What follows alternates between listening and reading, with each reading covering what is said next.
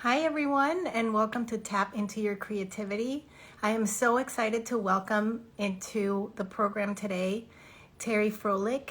She's going to join us all the way from San Francisco, California, and there she is. I'm going to bring her in.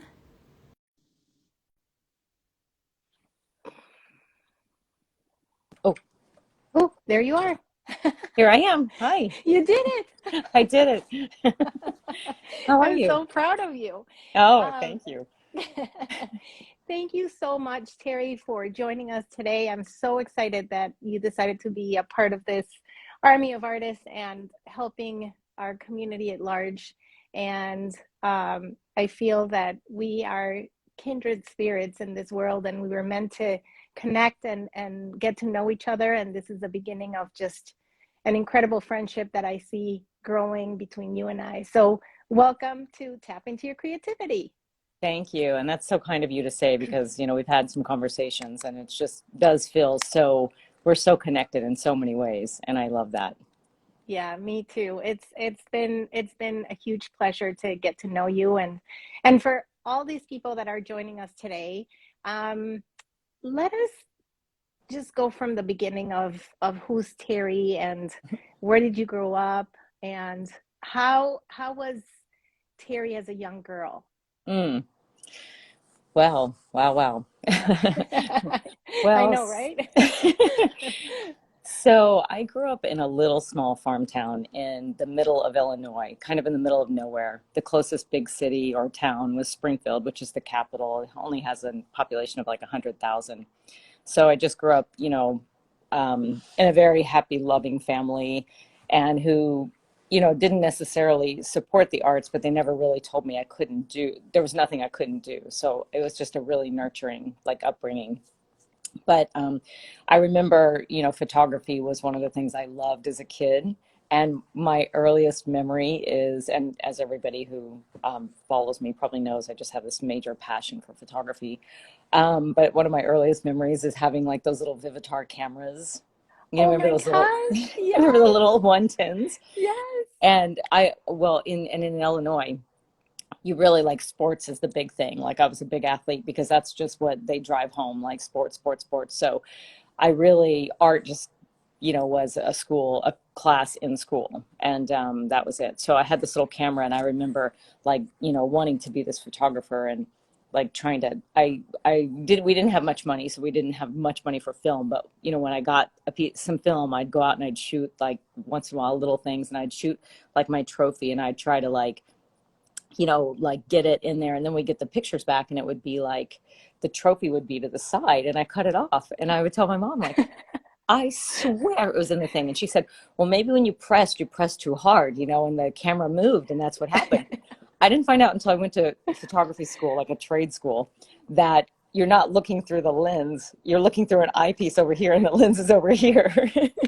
So that's how I grew up, like not really knowing nothing about art or like, not having, people to kind of like guide me in that process. So but it was great. I mean, yeah. So then I got a 35 millimeter camera and that was like, that's That what was your started it first all. camera? Yeah, Yeah. my first were all those little 110s and a Polaroid camera, and that was just so expensive. And then I think for my eighth grade graduation, I got a 35 millimeter camera, and that was like, oh, you know what? I apologize. That was my senior year graduation. I got a 35 millimeter camera, and that was just like, oh, just Wow. opened the world. So in your high school, they didn't have any photography classes at that time? No, it No, didn't, no. it wasn't a thing. We only had 100 people in our high school, and I had 16 people in my class. Oh my goodness. Yeah, public Okay. school, public school. So it Wow. wasn't a private school. So we were like really limited, with classes and, it was just basically your standard learning. There weren't a lot of like, there was home ec and shop and, like trade kind of things, like useful skills for life, which So at that's that really great point, to when you learn. were a senior, you really didn't have a brush and paint in your hand? Oh, no, No. no. And I was probably going to study physical fitness and education. I mean, yeah, I was, probably I went to school for volleyball. I got a volleyball scholarship, and I went, and that's when I got to that school, and I had like a full ride, and I got to that school, and there was a photography class and there was an art class, and I did this like color scale, and I was just like, oh, this is interesting, you know. And so I left there after a year, and everybody was like, but it's paid for. And I transferred to the Art Institute of Fort Lauderdale for photography. That's a So big change. it was a big change. No Wow. athletics, no school sports, no nothing. It was just, Oh my gosh. What did yeah. your parents think about this change? They were supportive, but you know, I remember my dad drove me down to Florida, and my roommate, who, you know, there was no internet, so you kind of connected on the phone, and she Right. didn't show up on the steps at 10 on Saturday, and he was like, you know, we could just pack it up and go back home, you know, we could try it again. And I was like, no, I got to stay here. Like, this is where I want to be. And so I stayed. But the school was just, it was pretty much a trade school, and it was a for-profit, and it probably wasn't the best, but looking back, like there's always like things I thought I would change in my life, you know, over the years. But looking back, it's like, and I was explaining this to my son, you know, you do these things, that you make these choices, and they may not be the best choices. But somehow when you get older, you look back and all those dots connect.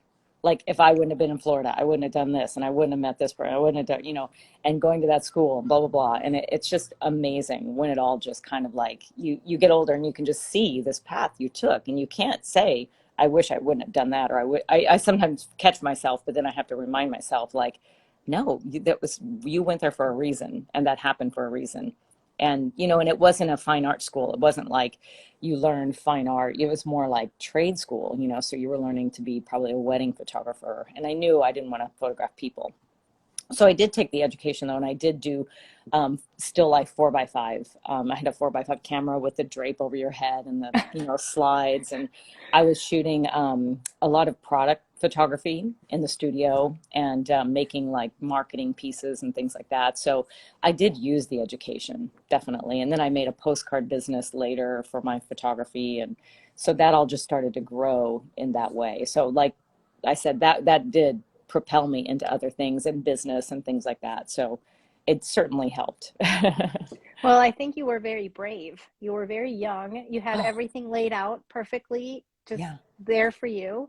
And you decided, like, no, this is not what I want to do. I mean, that says a lot about who you are now, even, you know, that you Mm, have the courage to maybe take decisions and live your life the best that you can at the point that you are. So that's really cool.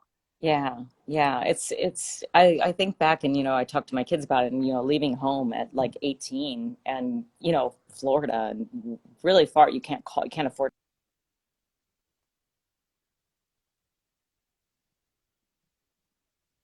Oops, I can't hear you.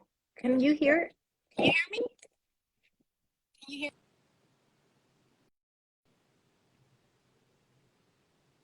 Oh, there you are. Okay. I You couldn't know hear what? you for a second. I had a phone call coming in, and I didn't mute it. So I was like, oh, what do I Oh, do? that's why. Okay. I'm like, Yeah. ooh, okay. I lost you there for a second. So if you want to go back and just repeat what you just said, that Um, it was hard that you were in Florida and you couldn't, you couldn't probably go home all the time or communicate with home all the time. yeah. And I That must think have been that hard and lonely.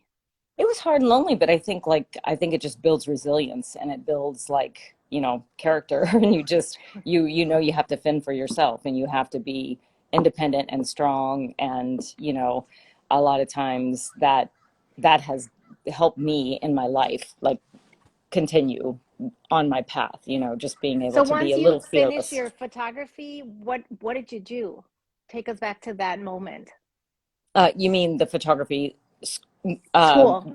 school? Yeah. Yeah, that I started a little business. Like, I went to work in public relations, so I used my photography there. But I started doing the product shots for different companies, and it was mostly wine companies and spirits companies. And then I did have a big hiatus in the wine and spirits industry for a while. I owned a wine importation and distribution business. But yeah, the Oh, that's so photography. fun. Yeah, Really? yeah, I didn't know that. yeah. For how long? For 7 years. Oh, Yeah. wow. Yeah, 7 years. And Where were you at this point? in Florida. We were in Okay. Florida, and it was an amazing business. I mean, we had importers like Kermit Lynch, and if anybody's ever tasted through their portfolio, and Eric Solomon. We had Vindavino, Oh my Neil gosh. Rosenthal, like all the really high. We had a sake portfolio before cold sakes were like, a thing. A We had, thing. yeah, it was an amazing business. So, Oh my but I will tell gosh. you, Florida was interesting because I had started to paint before that business.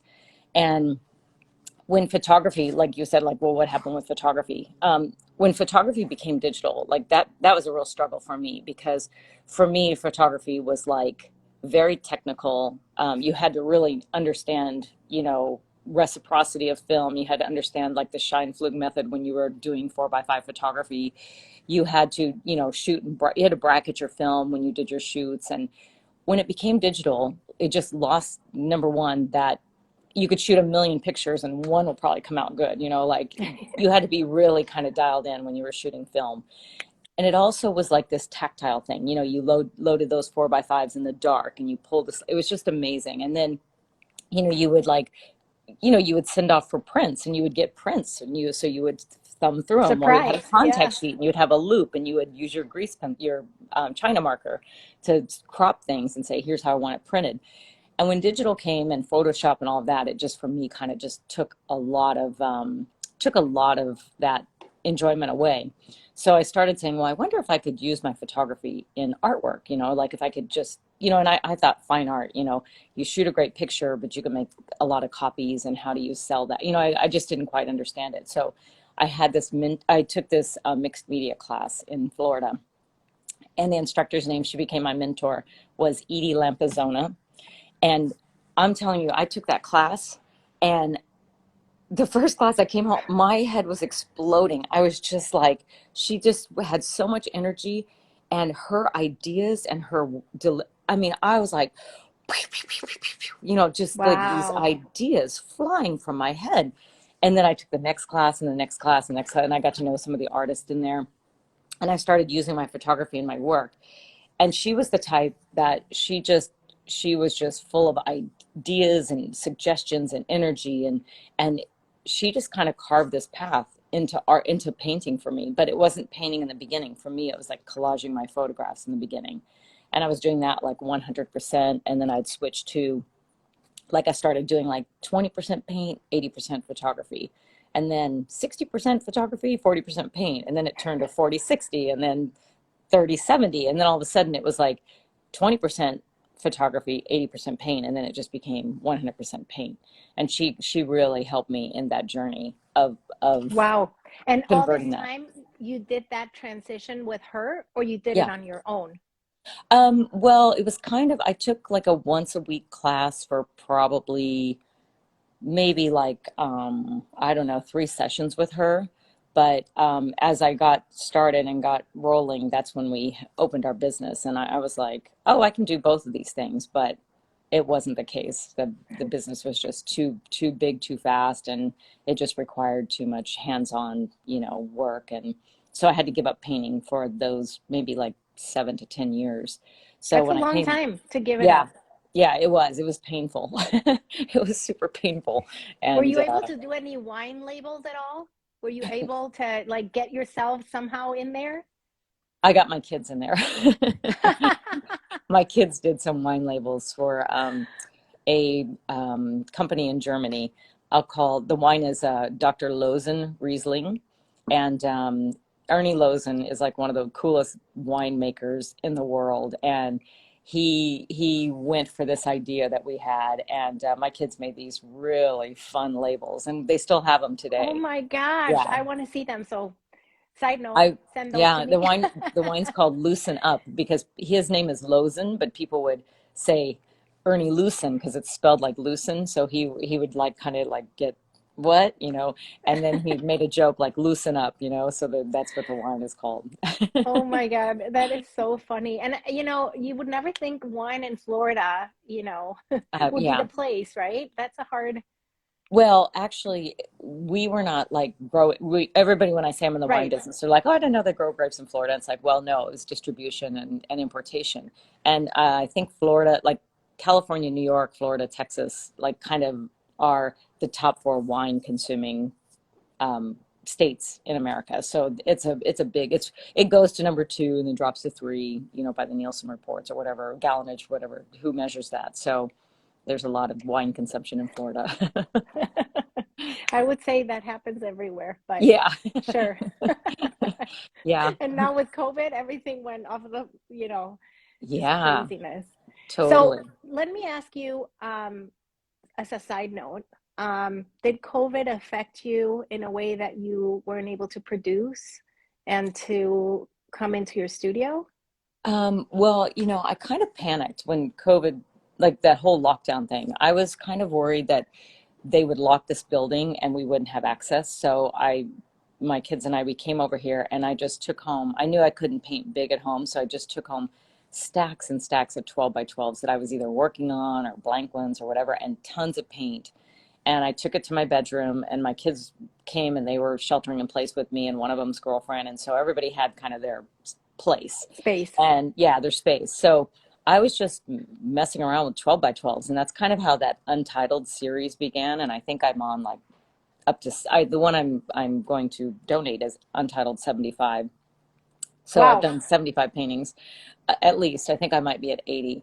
But how I think it affected me was it just, you know, I just had to work small. I was a little worried to come in here because we were really careful and we forget like what it was like, but we were sheltering in Right. place together. And like, if I come here and I run into somebody, what am I going to bring home? So we just really made it a pact. Like we are together and we're doing nothing else. We're here. You don't go with your friends hiking. I don't go with my friend, you know, like this is it right here. And so I just worked from home, and it was like limited, you know, I brought as much as I could, but you know, I didn't have this and I didn't have that. And so it just kind of forced me to stay focused on little small paintings. And at the time I just couldn't really title them, you know, like you're just kind of like this, I don't know, it's kind of emotional, and I couldn't, you know, I just wasn't really able to come up with titles because I wasn't 100% inspired by going outside and exploring and things like that. So I just started untitling, you know, Untitled One, and that's how it started. And some of them I Wow. had worked on, but I hadn't finished them. So I brought them to the house and I started to finish them. And I started them before COVID, of course, before the shutdown. So I brought them and just kept working on them. And yeah, it's been a So really I'm assuming fun. it's wood boards, right? 12 by Yeah. 12 wood? hmm Yeah. 12 by Okay. 12 wood. Yeah. Okay. So I'm sorry, I had to make a parenthesis on that, but let's go back and how do you transition then from Florida to California? 10 years goes by. What happens?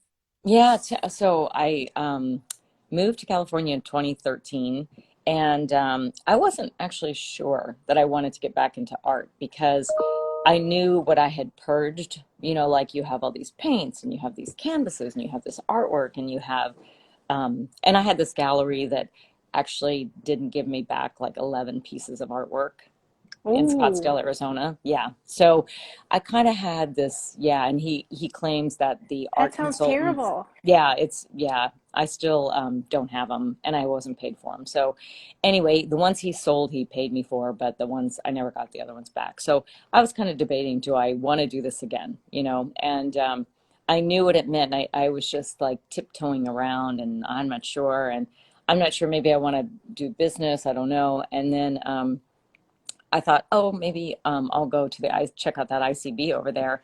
And then I saw this postcard for an art workshop on the third with Nicholas Wilton, you know, on Wednesday night. So I was like, oh, you know, like let me just see, you know, like I haven't done this in a while, and all the supplies were, it was all supplied, so I didn't have to buy anything. And of course, you know, you put your toe in, and then you're just like, it's like a vacuum, like you just get sucked right back in. You know, you get those feelings, you get those like, you just get that huge euphoria of like, oh my God, this is what I'm meant to do, you know, like this is it. And so that led to a small, tiny studio here. And This is just 2013? probably 2014, I think. Yeah, I Okay. took like a year and didn't do, you know, just explored here and kind of learned what this place is all about. And this was really a great, it's really like such an inspiring place. And this was a place I always wanted to move. I always believed I belonged here, whatever, but it was just a fantasy. It was just like, how, we got a business in Florida. The kids went to school in Florida. When will we ever move? And then the door just opened and it just happened. And it was a miracle that I made it here, because I just felt like this is, and I feel that way now. I feel like I'm home, so. You don't miss the East Coast, Chicago area, Midwest, I guess. I miss my family, and I love going back there because it's just so different, like I I always did appreciate, like, I used to be a lifeguard and I would ride my bike to the town where I lifeguarded, and it was through the country, and it was probably like, I don't know, 10 miles, maybe 7. And people were like, "Oh my God, aren't you from Divernon? Like, you rode your bike here?" It's like, it's not that far. But I just remember riding through like the cornfields and the bean fields, and I see it as such a beautiful thing. Like, that's what I do every day. I walk and I just like absorb this beauty.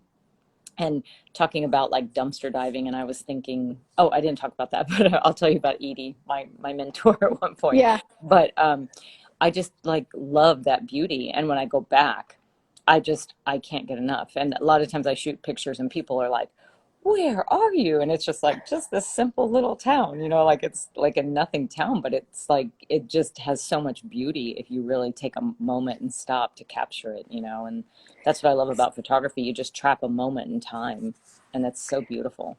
And it's funny and interesting because photography, if you're very knowledgeable in photography, a good photography, street photography at least, you still have to have a great composition, a story. You have to have planes, who's in front, who's in the back. Yeah. You have to have a storytelling. You have to evoke emotions. Hmm. And so I see a beautiful relationship between your work now and your photography, because I see what you're posting on Instagram and I see the relationship. Sometimes you're posting industrial stuff that that catches your eye, and then I see your work and I'm like, oh yeah, I can see that. Hmm. Like I Yeah. feel like it's very connected on how you view the world and how you come into your studio and then manifest that. Yeah, and that's what I was thinking about, like, Edie, my mentor from Florida, and she used to take women dumpster diving in Boca Raton, Florida, which is the funniest thing ever. But, people going in the garbage and going, "Look what Oh I my found! Oh my God!" And we'd get all excited, and I had like all these rusted metals, and I used to do photo transfers on rusted metals. And the photography I do, I kind of like, sometimes I find humor. I find humor out there, like, oh my God, there's a pink forklift with a pink hose. How could this possibly be? And I take a picture, and when I see people react like I do, like, oh my God, that's great. I just know those are my people. Like, they get it. And it's kind of oh like the my dumpster God. diving. It's like I go into the most grungiest places ever. And my kids are like, you shouldn't walk there alone, but it's like something's drawing you in, and I go there, and I just find like, oh my God, look at this, and it's just a container, but the paint is peeling and blah, blah, blah. I mean, it's just, Right, the texture of it. oh, Yeah. yeah. And the Yeah. colors. And that's what I come back, and sometimes when I post and people say like, wow, new thing for you. That doesn't really look like your work. I'm not sure that like, I'm not sure my work will ever look all the same, because it's like you go out and you come back and you have, I like when I took a picture, it kind of is this muscle memory photogenic, like, I can kind of memorize things. And when I come back and I have these things and I'm troubleshooting, it's just like, oh, and a lot of times people are like, you're such a colorist, but it's not. I mean, it's just like, I've seen these two colors together. They didn't, they were, there was a conflict there, but they look really cool because I saw it. I know that they can go together because I saw it out there, and I'm going to try it. So I just kind of like, my mind is just constantly when I'm out, like, just, it And I'm doesn't sure stop. it's a lot of trial and error, right? Oh Like, yeah, totally. and I'm sure like in 2014, you're new at this, you're excited, you're full-heartedly in, and you're trying all these things. I mean, what is your choice for paint? Do you like acrylic? Do you like oil? Do you mix? I don't mix very often. I mostly do acrylic. Once I Mhm. was using oil sticks for a while, but I've kind of gotten away from that because I just want I think I got away from it because I just wasn't sure about how to seal them with the acrylic, and I like to do like an acrylic top coat of like leveling gel, And I just felt like that oil under there, I've done it and I think it's fine, but I just, and sometimes I'll probably get back into it. Like you kind of like, the toolbox, I don't think I have like any really like special tools, but I think like what you have is your brain is your tool, and it's all the information you've taken from everybody and everything. The things that like, I just went to the Joan Mitchell show, I read her story. I couldn't believe it, and I saw her work, and you see that. And then you take a workshop and you gather this information, and you look on Instagram and you gather information and you see what other tools everybody's using, and you just hold and principles and all that stuff. And you just have this like full toolbox that is your problem solving toolbox. And I think which is that's incredible. I think that you've been super successful with problem solving your own paintings and others. You've helped a lot of people in that scenario. And I think we're going to take a little break. You're going to show us around your studio. We're going to talk about the piece that you're donating. And we'll come back and we can talk about more of how you approach also your work as a business pattern and how successful you've been with that. I think that will be incredible for people to know that. Okay, so cool. All right, if you want to switch the camera around. Sure. Okay, hang on. Okay. So it's actually a nice day here. We have the window open, which is not very common in Sausalito. Oh, I'm so jealous. I'm so jealous. Oh, wow. So this is like I think a 60 by 60. Let me measure it. I can't get my hands around it. Yes, 60 by 60, 72. Do you work on wood panels always? Well, so I do a little bit of both. I have these are canvas, and these are canvas mounted over wood, and I'll show you in the back here. They're canvas like over wood for now. Yeah. So then what I do is I take it off, and because it's super hard to ship, so I mount it on stretcher bars. But if I don't have a place to ship it, they get stored in these tubes here. And then I just title them like Journey Home, so I know what painting is in there. Because it's really hard to store all of these big paintings, So what do you think it's the difference between painting directly into the wood on the canvas or painting on your wall with the canvas? You mean on the wall like that over there? Yeah. Yeah. Well, so painting directly on canvas, this I can't do because I can't do that mushy, like going in and out. And that's why I have to have a hard wood surface. I think painting here, the problem with this is I can't flip it around and see it from another angle. I can't like turn it. So got it. The wood pieces I can turn, but these are pretty much like on the wall, and I'm painting them as they are. So go back 1 second to those pieces for a second, if you want to go back. Yeah. So I see like a rhythm and a repetition of forms happening, and like a community of events happening in this piece, and same with the one that it's probably next to that one. Yeah. What was inspired here?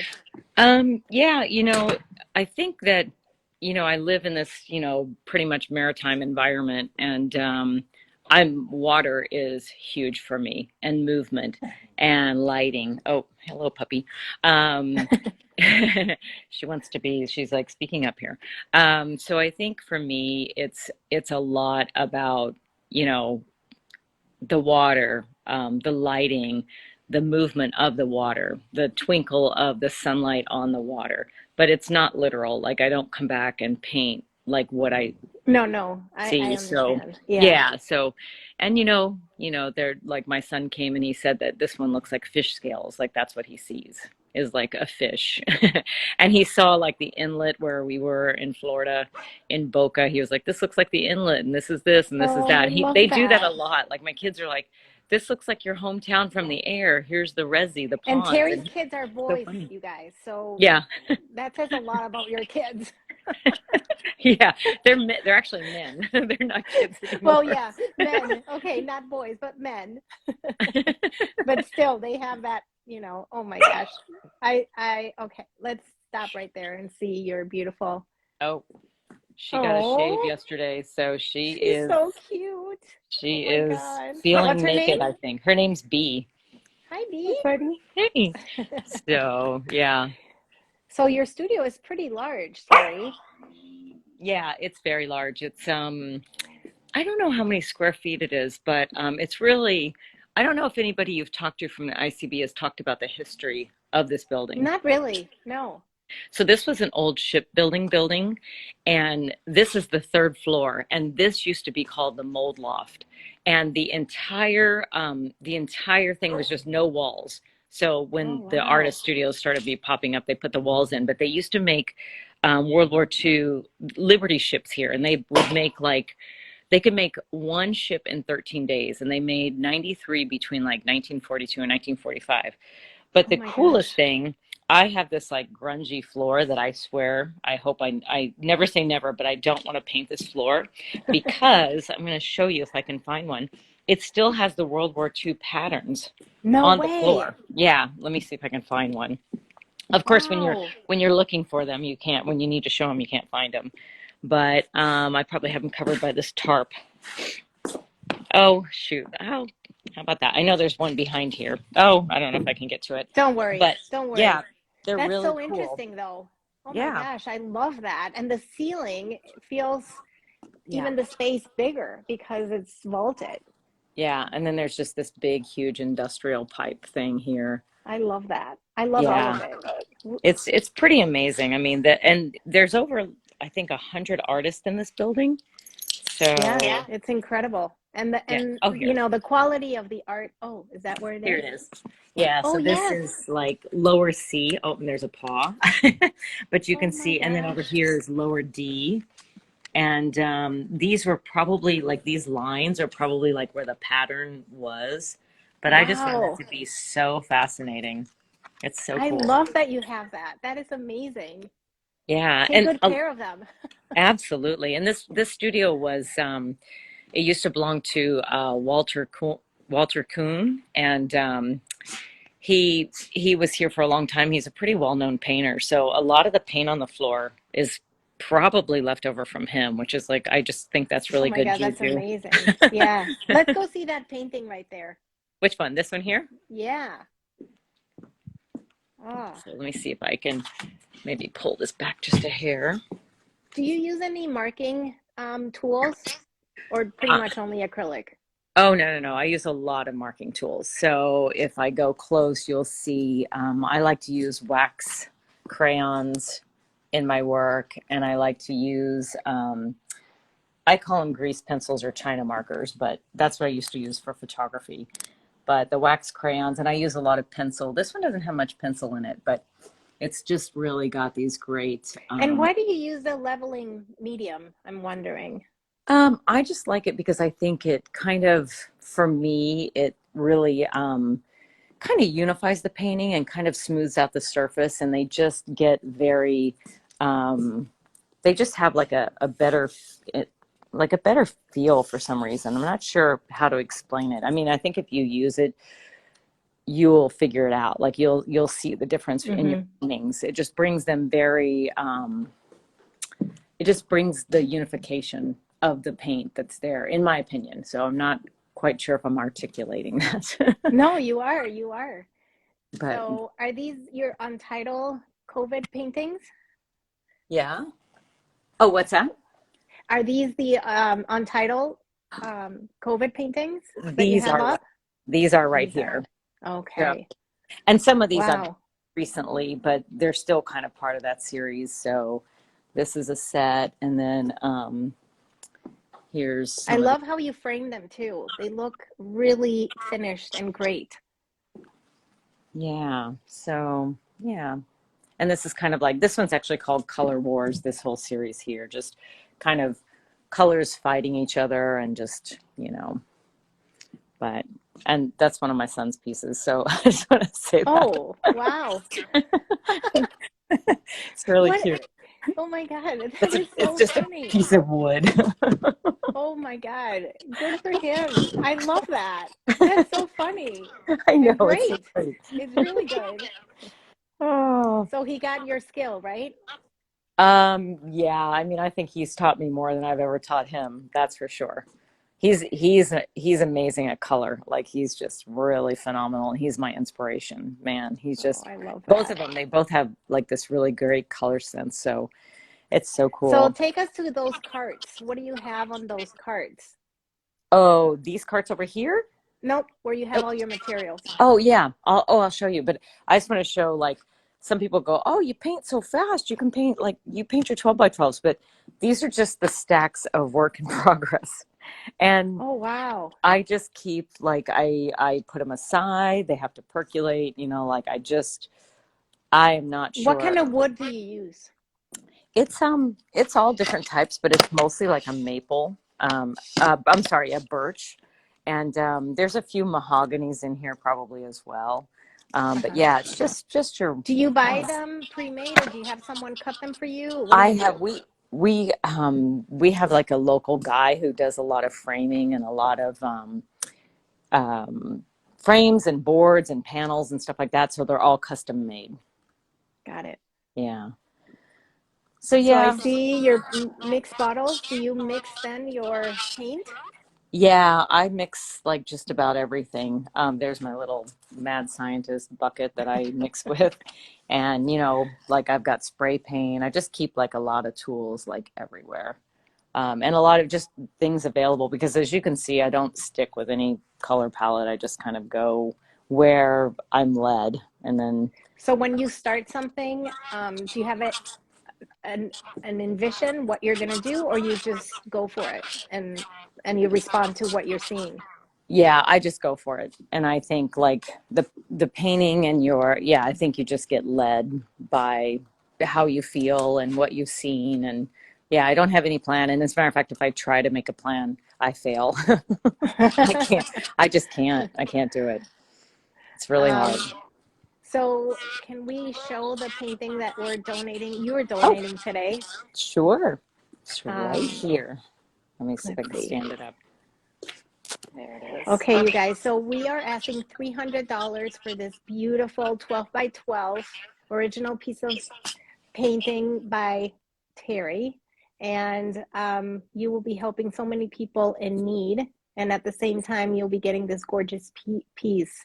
So if you're interested in purchasing this today, please DM me or Terri, and we'll just direct you to feedingamerica.org and you make your donations, and then the painting is yours. So 100% of the proceeds go to Feeding America. And believe me when I tell you that each dollar that you donate to Feeding America will feed so many people in need. So hopefully we can make this happen today. So again, if you're interested, please DM me or Terri. Okay, Terri, let's go back and I'm gonna open some. Oh, I do want to you, show you one more thing. yes, yes. I We talked actually a was little gonna bit ask about you this. about yes, yes, Yeah. yes. So, most people who come to my studio for open studios really, really love this system. And I didn't put it in, but it's a place,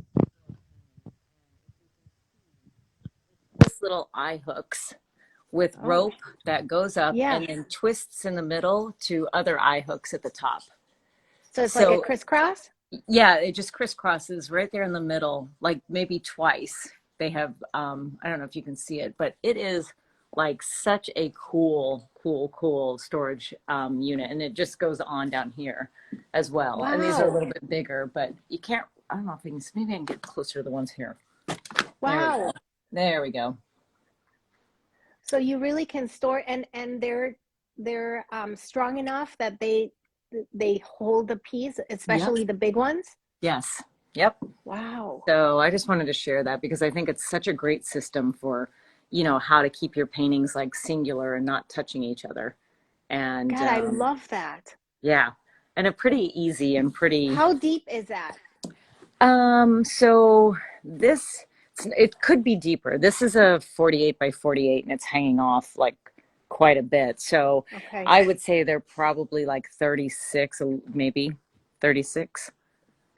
Wow, lucky you that that system was in place for you for your storing. Yeah, yeah, it's pretty amazing. That's so nice. Yeah, I got really lucky. for sure. Do you work on, usually, I guess if you're working small, you work on a table, but otherwise you're standing?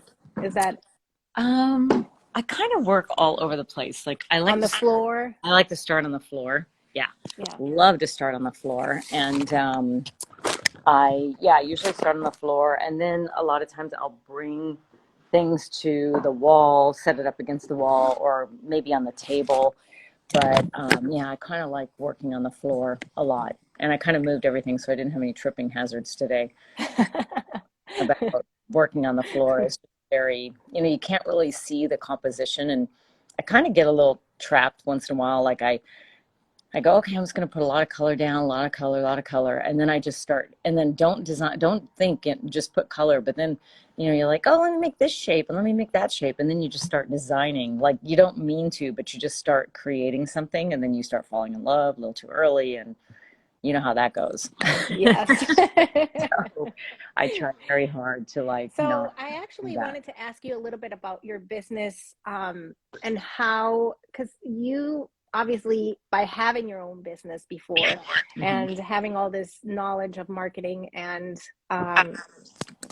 really a business model for your paintings, and to put yourself out there, what would be things that you would tell people to do that has helped you get to where you are today? Yeah, I would say really, really get a system in place, first of all, to try. I'm going to set this phone down really quick so I'm not bouncing all over the place. I had it in my Posca markers, but now my little stand.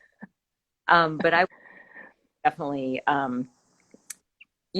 have a system in the beginning for your inventory, because before you know it, you have so many paintings and you just don't have a system, and you have to stay organized. You have to just be really, really conscious you know, of just remaining really vigilant about what you have, and where it's at, and I mean, for me, there's nothing more important than knowing that, and second, I would say, I think you learn over time who you are and how you want to market yourself. So I don't think you need that plan first off. Like I'm I'm slightly shy about marketing myself and pictures of myself and posting that and stuff like that. So I kind of realized like that's probably not me, because it just doesn't feel right when I Feel do it. good. Yeah, I'm kind of like head down, work, work, work, work, like do my paintings and don't get caught up in like chasing followers and chasing, numbers and things like that. Just for me, I mean, this is not for everybody, but for me, it's like stay the course. What is the most important thing? For me, it's strong artwork, and then everything comes after that. So just keep my head down, focus on my work getting better, focus on who am I, and I'm not even what I'm trying to say, because my paintings, they say what they say, and it is what I see and what I bring together. So I think it just evolves over time. I don't know if you can just like right out the gates, just take off and have an art career. I think it just takes time and years and really hard work, really, really hard. Hmm.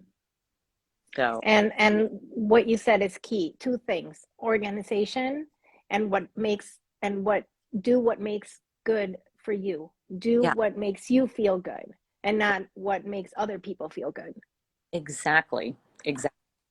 And that's probably, I'll probably will hang up and go like, oh yeah, that was another one. But I'll have to, that's just what comes. Just be who you are. Don't try to be somebody you're not, and try to, yeah. And just be patient. Like this just takes a long time. We say it all the time, and it's worth repeating.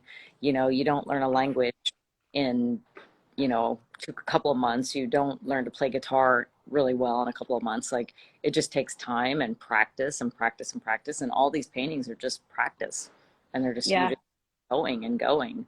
Yeah, And and it's you actually just showed me recently Airtable. So if people are not familiar with that, it's an amazing way to get organized. I mean, Terry's table is unbelievable. I mean, her charts are beautiful, and I'm learning from her, and I started and I'm doing pretty good. So if you want to get organized and know where everything is, maybe try Airtable. It's pretty fun.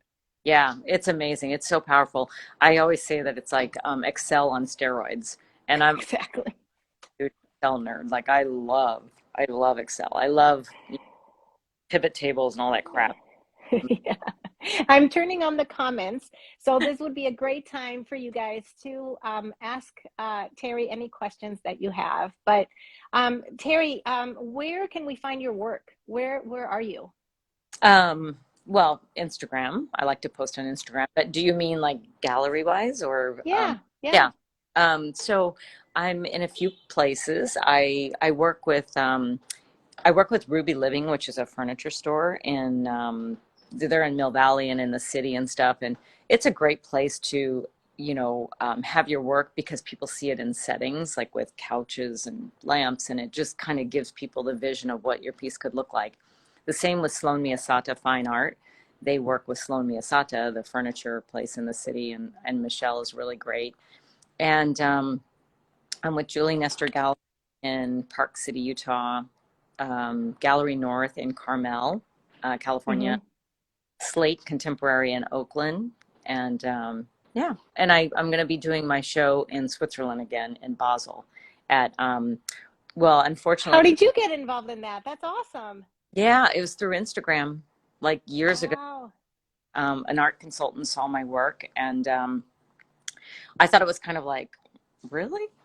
Are you, is this for real? And, like, we want to show your work. And so I think I shipped like 15 pieces there, and they flew me over there for the show, and everything was paid for, the shipping and my flight and everything, which was really cool.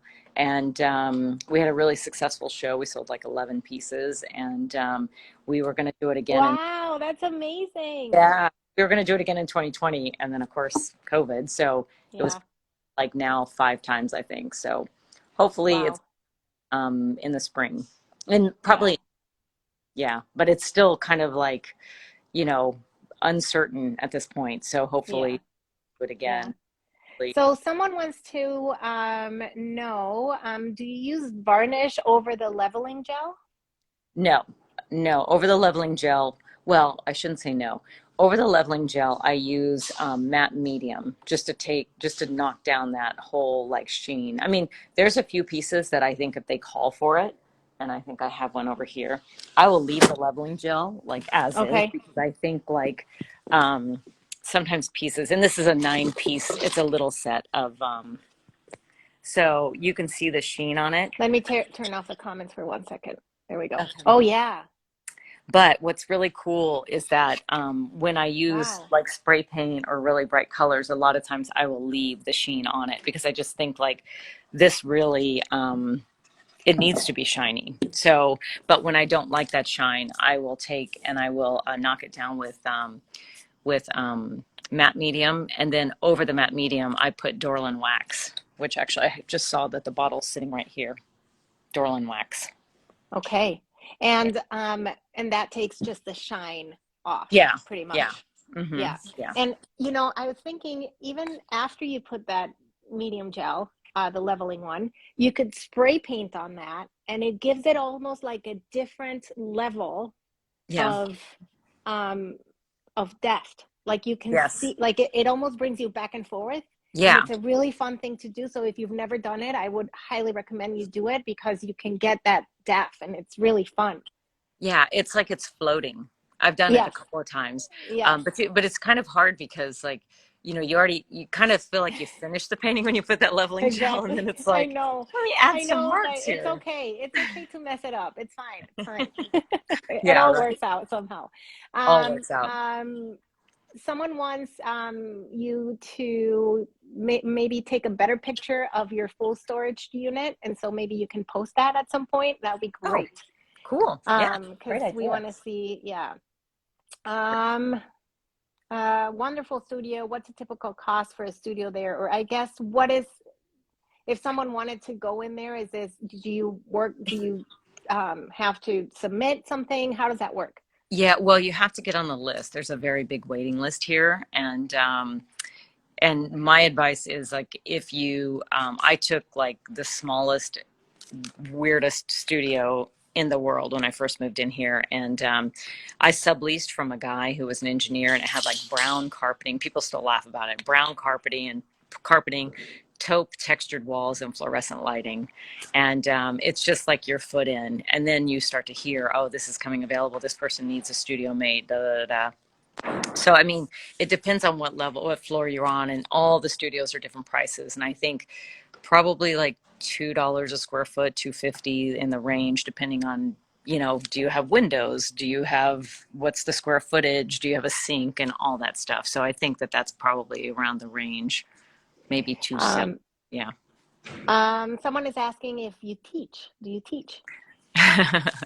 um, so I work with Nicholas Wilton and Art to Life, and I do teach when we do destination workshops. I go on those and I teach alongside him. And I also help. Do you enjoy teaching? Is that something I that you find? Yeah, I you love it. love it. I love it. I just don't have the time, and it's just so hard. Just I have to be careful of my capacity because I work also, as you know, Yes. and so yeah, I'm very involved in arts life, and that's where a lot of my energy goes, and that's where a lot of my ideas and creativity about teaching and organizing and making that place run like so smoothly. That's my job. So it's a big job, and I do my art also. That's amazing. Someone wants you to talk about Chateau or Caveau. Oh, oh, yeah. What can I say about that? That was probably one of the best experiences that I had. I went there not really knowing what I was going to do, meaning I didn't really have a plan. I'm going to sit down so come on, she has to And be I'm going to named. turn comments so we can see your face for a second because I was just getting, yeah, go ahead. No problem. So, Chateau Orcavo is in Orcavo, France, and it's probably about a 3 hour drive from Paris. And it's kind of in the middle of nowhere. It's 80 people in the village, and the chateau is phenomenal. And I signed up like really early on, but I had to postpone it a couple of years. And when I finally went, I kind of went with no plan, and I wasn't sure what I was going to do. And I found this through this community of artists that I work in. I found this amazing art store right outside of Paris. I stopped there. There's just canvas, like rolls of canvas, every canvas you can imagine, and then they have this enormous table, and they will cut you any size canvas you want, any size. So I Oh just my got these gosh. two huge pieces of canvas, and I'd never worked that big. Don't really work on canvas. And I think that experience just kind of like, How long just, were you there? I was there only 2 weeks, but if I could have done a month, I would have done a month. Looking back, I wish I would have done a month. How But did you find this residency? uh, on Instagram, I think when I Mm, first found them, they had like 600 followers. And, they were saying they were going to do this and sign up. So I was like, oh, yeah, why not? And I got in, but that was probably like 2016. But I don't think I went until 2018 or 19. Can't remember the year. And I think it just really, you go away, and I've been to workshops and stuff, and those are great too. But this was just, you're not guided. Nobody's telling you what to paint. This is good, this is bad, and you're just there, and you have your own studio, and it's an amazing experience because you're not worried about your food. You're not cooking. You're not grocery shopping. You know, you've got your room to go back to. You're not taking care of your dog, your high maintenance dog today. you immerse yourself Yeah, completely in the culture, I think that it's just so important. I'm such a huge fan of residencies and yeah, taking yourself out of your comfort zone and just absorbing everything that is around you, and you will come out of that residency a much better painter, person. I yeah. think you grow a ton in 2 weeks. It's crazy what happens in those 2 weeks, isn't it? It's amazing. It's truly amazing, and I would highly recommend it to anybody. And it doesn't have to be Chateau Orcavo, even though I loved it, because it's in the middle of nowhere, so you can't go to the Yeah. coffee shop, you can't go, Right. you're just there, and it's a beautiful place. And I took walks every morning. I found this, if you look back at my Instagram, I have a Terri Froelich Instagram, which is just photography and travel, and I might be on there, but this little pony and this sheep, and they were so And you cute, had so children. Didn't inspiring. you have children like coming in? Oh, I did. I had these two brothers who lived in the village, and they kept riding their bike around my studio and kind of like looking in. And I was like, they didn't speak very much English. So I was like, come in, come in. And then I let them like draw on my paintings and my big paintings on the wall and use crayons. And we did things on paper. And their parents were so happy that, that they could be included, because can you I imagine love you're living that. in that village, and now all of a sudden this residency opens, which is so cool for the So resident. cool. Yeah, and he's Yeah. doing like a gallery there, and you leave behind a piece of artwork, so he's going to have a collection of all the artists' artwork, and Wow. he's just really, So really someone is amazing. asking, what is your ultimate goal in painting? Ooh, that's a I good know that's a big question. yeah. Ultimate goal in painting. Yeah, I don't. Wow. I think my ultimate goal is just to not have a lot of inventory, to keep moving it. Because I think that was kind of like one of my fears of getting started in art again, is like, what am I going to do with all this stuff if it doesn't sell, and so I think like just keep moving and keep growing and keep pushing myself and not trying to just be the status quo. Like, I'm painting really colorful now. I might switch it up and paint, monochromatic, or yeah. My goal is just to keep moving forward and just keep pushing my limits and not being affected by what others are painting or what's selling or anything like that. Just do what I do, and not get caught up in, it's hard. I mean, there's a lot of times where I paint and I know that my paintings don't go behind a couch. Like, they just don't. They're just super colorful and super wild. And I have to just it's just kind of like playing sports, you're up a couple of points, you're down like 10 points, and you got to pull yourself back up and get back up. And, and I've just got to keep that in my mind. Like, this is just for another time. And sure enough, like, it's really amazing. I had this old piece, and super big and super colorful, and it was in the back corner, and I had an open studio, and I was thinking, okay, after this I might paint over that. And somebody came in and was like, what's that hanging over there in the back? And I'm like, oh, it's a big painting. They bring it out. Like, there's really the painting for everybody. Like, A and you, hundred you percent. sometimes think, but when they get You older, just you're need kind of like, the one yeah, person that speaks to them, and then yeah, you're good. yeah. But Yeah. I think my other goal would be like keep things moving and keep myself moving forward and challenging myself and keep hopefully the paintings moving. And if not, then I have to just learn how to deal with that.